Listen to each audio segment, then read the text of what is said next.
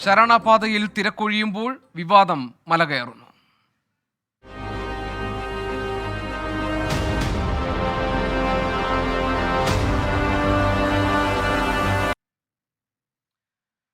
ശബരിമലയിൽ ഇന്നും തിരക്ക് നിയന്ത്രണ വിധേയം. ഭക്തർക്ക് ആവശ്യമായ എല്ലാ സൗകര്യങ്ങളും ഒരുക്കിയിട്ടുണ്ടെന്ന് സന്നിധാനത്തെത്തിയ ദേവസ്വം മന്ത്രി കെ രാധാകൃഷ്ണൻ 24-നോട് പറഞ്ഞു.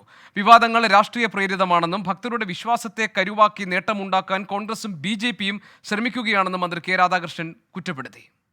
ഭക്തരുടെ വിശ്വാസത്തെ ഉപയോഗപ്പെടുത്തിക്കൊണ്ട് തങ്ങൾക്ക് എന്തെങ്കിലും നേട്ടമുണ്ടാക്കാൻ കഴിയുമോ എന്നുള്ള ഒരു ആലോചനയുടെ ഭാഗമാണ്. നിർമ്മാണ പ്രവർത്തനങ്ങൾ നടത്തുന്നതിൽ സെൻട്രൽ ഫോറസ്റ്റിൻ്റെ ഒരു തടസ്സങ്ങളുണ്ട്. അത് മാറ്റിത്തരണം, കൂടുതൽ സ്ഥലം നമുക്ക് ഫോറസ്റ്റിൽ നിന്ന് അനുവദിച്ചു തരികയാണെങ്കിൽ നമുക്കിവിടെ കൂടുതൽ സംവിധാനം കൊടുക്കാം. വിശ്വാസം അനുസരിച്ച് അവർ പ്രവർത്തിച്ചോട്ടെ. ഇത് വിശ്വാസമാണെന്ന് പറയാൻ പറ്റുമോ? കാണിക്ക കൊടുക്കരുത്, ഭക്തർ അങ്ങനെ ചെയ്യരുത്, ഇങ്ങനെ ഭക്തരെ മുഴുവൻ തെറ്റിദ്ധരിപ്പിക്കാൻ എന്താണ് ചെയ്യേണ്ടതാണ് ചെയ്തുകൊണ്ടിരിക്കുന്നത്. ശബരിമലയിലെ തിരക്കിൽ സ്വമേധയാ കേസെടുത്ത ഹൈക്കോടതി വിഷയം പരിഗണിക്കുകയാണ്.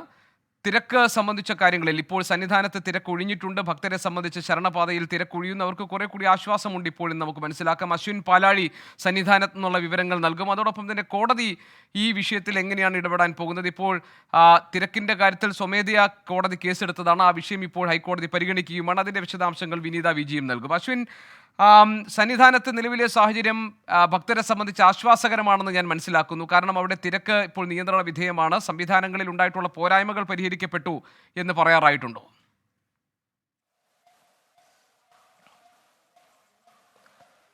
പോരായ്മകൾ പരിഹരിക്കപ്പെട്ടു എന്ന് കൃത്യമായി പറയണമെങ്കിൽ അടുത്ത 2 ദിവസത്തെ വിലയിരുത്തൽ കൂടി നടത്തേണ്ടി വരും. കാരണം ഇപ്പോൾ ഇടദിവസങ്ങളിൽ സ്വാഭാവികമായ ആളുകളുടെ വരവ് നന്നേ കുറവാണ്. ഇന്നും അത് അങ്ങനെ തന്നെയാണ് കണ്ടത്.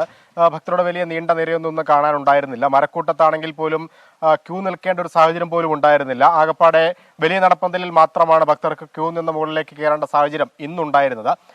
എന്നാൽ നാളെ വെള്ളിയാഴ്ചയാണ്. അതിനുശേഷം 2 അവധി ദിവസങ്ങൾ വരുന്നു. സ്വാഭാവികമായും തിരക്ക് വർദ്ധിക്കേണ്ട ദിവസങ്ങളാണ്.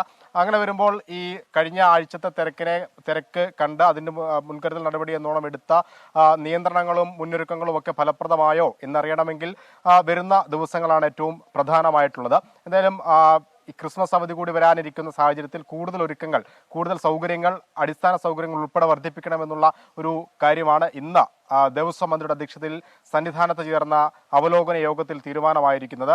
അതിന്റെ നിർമ്മാണ ജോലികൾ അല്ലെങ്കിൽ കൂടുതൽ ആളുകളെ അടക്കം സന്നിധാനത്തേക്ക് സന്നദ്ധ പ്രവർത്തനങ്ങൾക്ക് വേണ്ടി എത്തിക്കുന്ന അടക്കമുള്ള കാര്യങ്ങൾ ഇന്നു മുതൽ തന്നെ ആരംഭിക്കാനാണ് മന്ത്രി നിർദ്ദേശം നൽകിയിരിക്കുന്നത്. എന്തായാലും നിലവിലത്തെ സാഹചര്യത്തിൽ ആളുകൾ തീരെ കുറവാണ്. ഭക്തർക്ക് സുഗമമായി തന്നെ ദർശനം നടത്തി മടങ്ങാൻ സാധിക്കുന്നുണ്ട്. ഗോപികൃഷ്ണൻ. ശരി അശ്വിൻ, സന്നിധാനത്ത് നിന്ന് നൽകുന്ന വിവരമനുസരിച്ച് നിലവിലെ സാഹചര്യത്തിൽ തിരക്ക് കുറവാണ്. അതുകൊണ്ട് തന്നെ ഭക്തർക്ക് വളരെ വേഗം തൊഴുത് മടങ്ങാൻ കഴിയുന്നുണ്ട് ശബരിമലയിൽ എന്നുള്ളതാണ്. അതേസമയം തന്നെ ഈ സംവിധാനങ്ങൾ നേരത്തെ ഉന്നയിക്കപ്പെട്ട പ്രശ്നങ്ങൾ, ആ പോരായ്മകൾ പരിഹരിക്കപ്പെട്ടു എന്നത് 2 ദിവസം കൂടി കഴിഞ്ഞാൽ മാത്രമേ നമുക്കത് തീർച്ചപ്പെടുത്താൻ കഴിയൂ എന്നാണ്